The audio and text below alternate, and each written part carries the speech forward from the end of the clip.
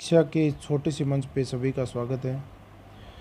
तो आरपीएससी का first grade का फर्स्ट पेपर जो जीके का आता है, तो उसके टॉपिक वाइज वन लाइनर आज हम शुरू करने जा रहे हैं। तो आज का पहला टॉपिक है गुप्तकालीन कला साहित्य एवं विज्ञान।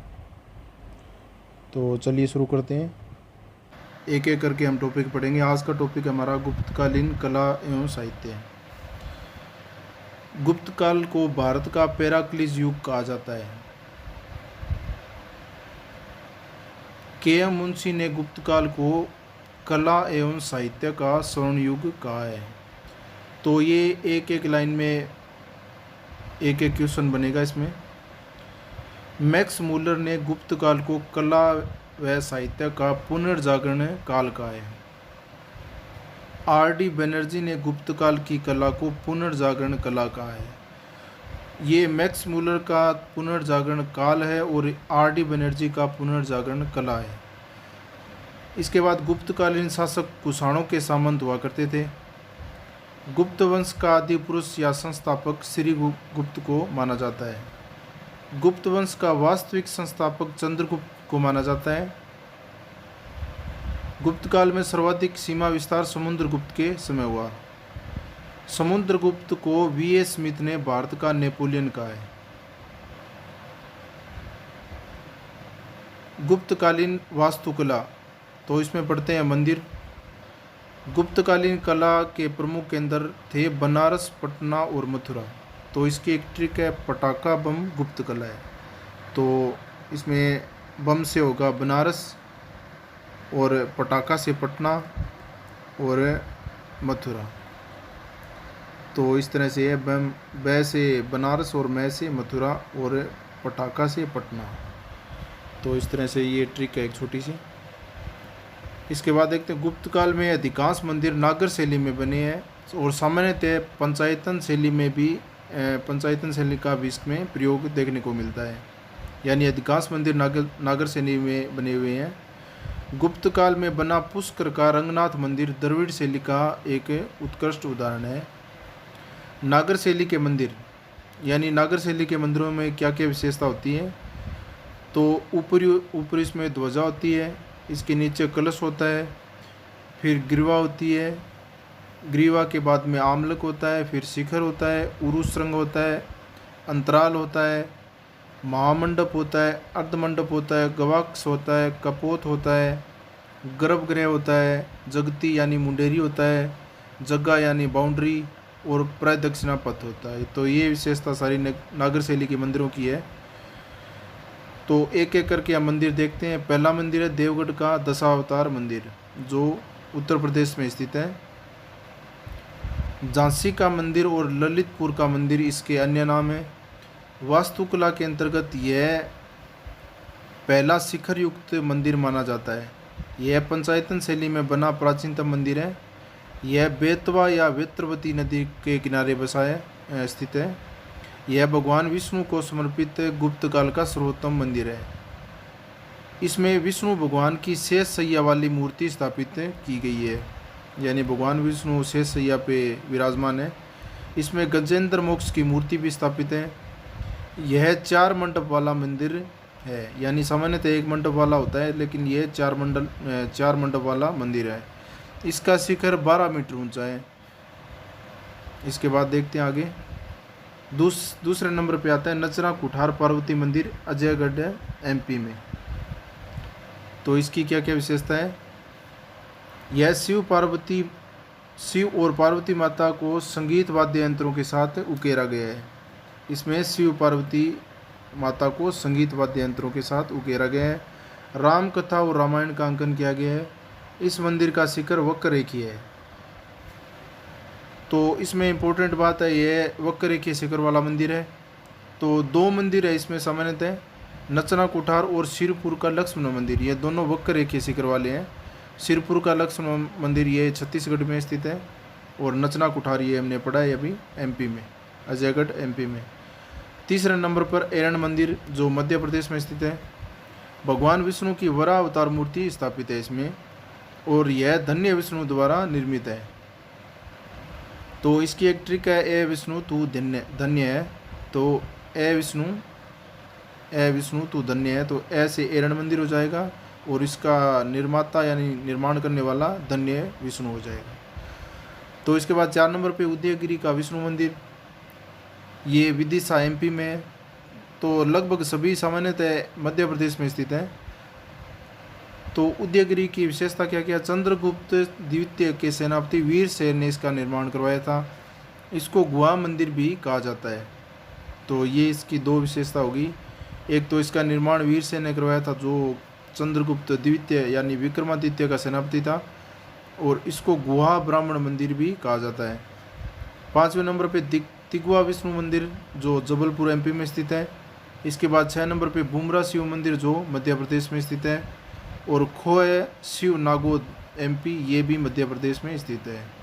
तो ये मंदिर हो गए। इसके बाद भीतरगांव कानपुर, ये मंदिर जो भीतरगांव कानपुर में है वो यूपी में स्थित है।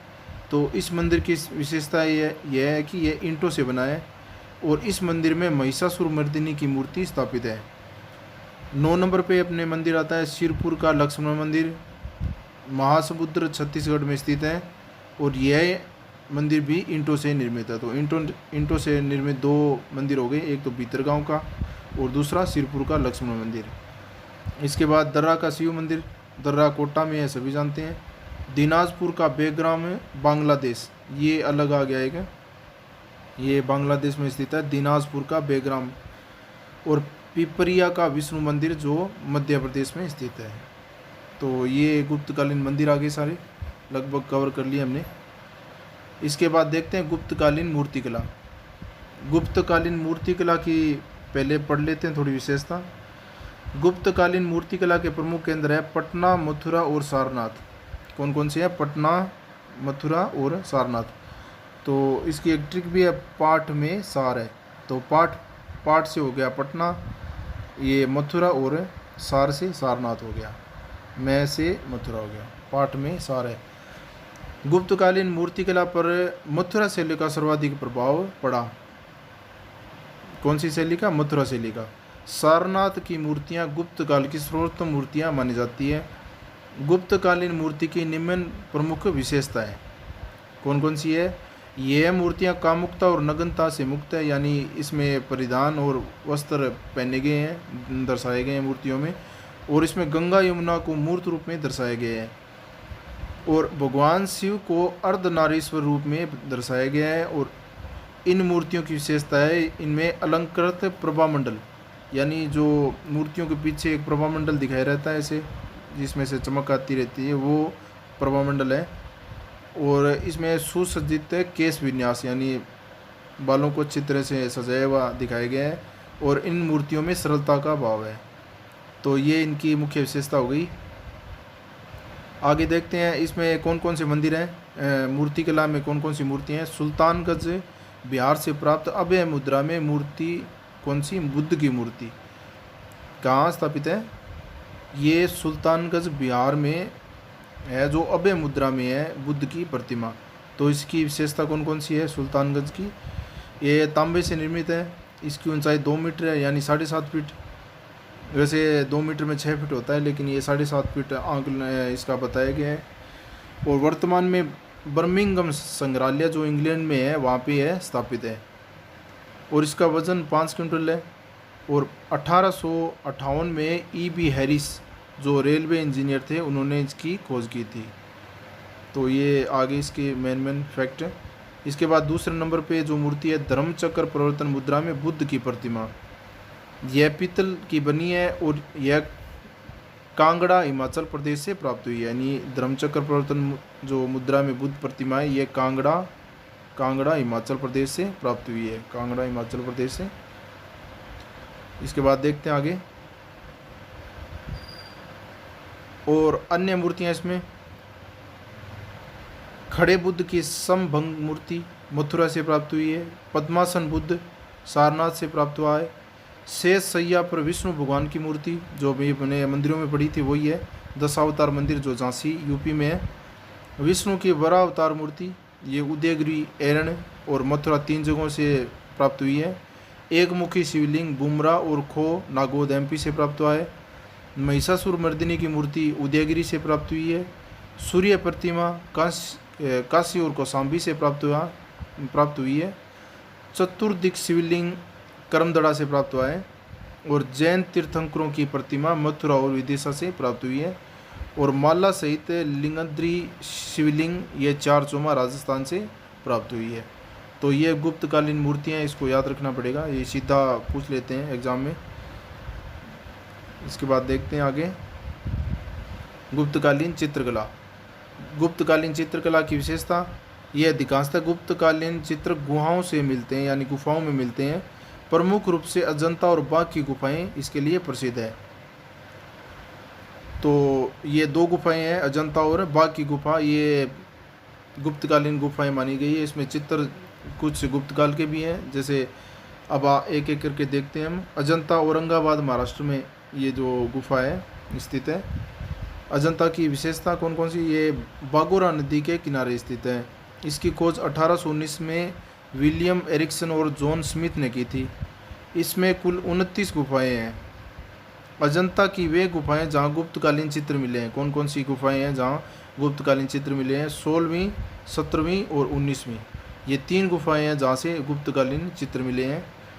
तो 16वीं की विशेषता कौन कौन सी है, मरणासन राजकुमारी का चित्र, यानी एक मरणासन राजकुमारी है, उसका चित्र दर्शाया गया इसमें। और उपदेश सुनते भक्त और बुद्ध में वैराग्य उत्पन्न करने वाले 4 दृश्य। उपदेश सुनते भक्तों का चित्र और बुद्ध में वैराग्य उत्पन्न करने वाले 4 दृश्य, वो कौन कौन से हैं, एक तो वृद्ध व्यक्ति, एक रोगी व्यक्ति, उसके बाद मृत व्यक्ति और उसके बाद प्रसन्नचित्त सन्यासी। ये इसके 4 चित्र हो गए, 4 दृश्य। ये कहाँ स्थित है, 16वीं गुफा अजंता की गुफा में, गुफा नंबर 16 में। इसके बाद गुप्तकालीन गुफा चित्र वाली कौन सी होगी, 17 नंबर। तो 17 की विशेषता कौन कौन सी है, एक बार इसको क्लियर कर देता हूँ मैं थोड़ा। 17 में इसको चित्रशाला या राशि चक्र भी कहते हैं। ये इंपॉर्टेंट क्वेश्चन बन सकता है, कौन सी गुफा को चित्रशाला या राशि चक्र बोलते हैं, तो 17वीं गुफा को।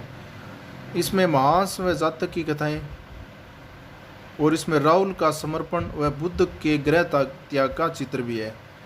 और इसमें माता व शिशु का चित्र है, जो इस गुफा का सर्वश्रेष्ठ चित्र माना गया है।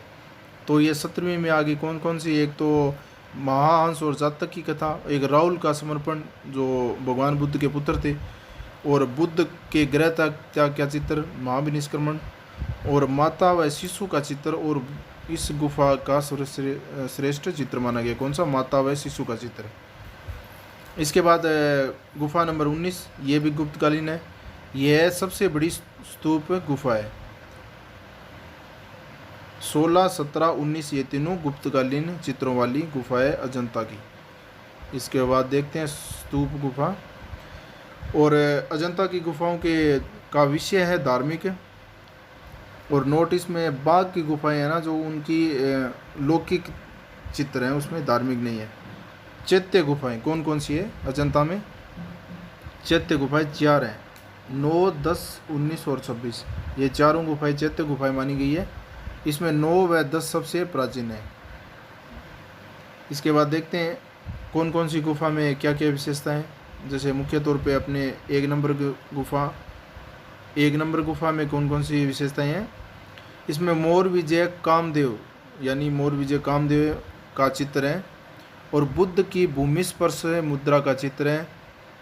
गुफा नंबर 1 में ही पुलकेशिन द्वितीय द्वारा चालुक्य या सोलंकी बोलते हैं इनको, वंश से संबंधित हैं। पुलकेशिन द्वितीय जो राजा हैं द्वारा फारसी दूतों का स्वागत करते हुए एक चित्र है।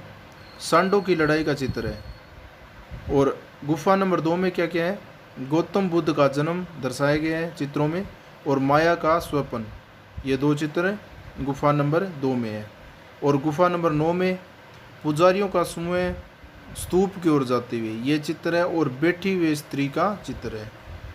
तो ये हो गई 9 नंबर गुफा की विशेषता। इसके बाद देखते हैं हम आगे बाघ की गुफा। और बाघ की गुफा जो कहाँ स्थित है, धार एमपी में, और स्पेशली पूछे तो ग्वालियर में। तो बाघ की गुफा की क्या क्या विशेषता है देखते हैं हम। यह बागिनी नदी के किनारे स्थित है। ये तो आसानी से याद हो जाएगा, बाग और बागिनी, बागिनी नदी के किनारे स्थित है। इसकी खोज 1818 में डेंजरफील्ड द्वारा की गई थी। तो बाघ गुफा की खोज डेंजरफील्ड द्वारा की गई, तो ये तो सीधा याद हो गया क्योंकि बाघ डेंजर होता है। और इसमें कुल गुफाओं की संख्या 9, अजंता में कितनी थी 29, तो बाघ की संख्या कितनी होगी 9, बाघ में गुफाओं की संख्या 9। और चित्रों का विषय इसका लौकिक है और उसका धार्मिकता, अजंता का धार्मिकता। इसके बाद वर्तमान में सुरक्षित गुफा संख्या कितनी है 4 और 5, जिन्हें संयुक्त रूप से रंगमहल कहा जाता है। यानी बाघ की गुफाओं की गुफा संख्या 4 व 5 को रंगमहल कहा गया है। तो ये थी बाघ की गुफाएं। इसके बाद देखते हैं आगे। तो आज के लिए इतना ही, और बाकी जो टॉपिक में बचा हुआ है वो हम कल करेंगे। वीडियो देखने के लिए धन्यवाद। अगर वीडियो अच्छा लगे तो चैनल को सब्सक्राइब भी करें। सभी का बहुत बहुत धन्यवाद।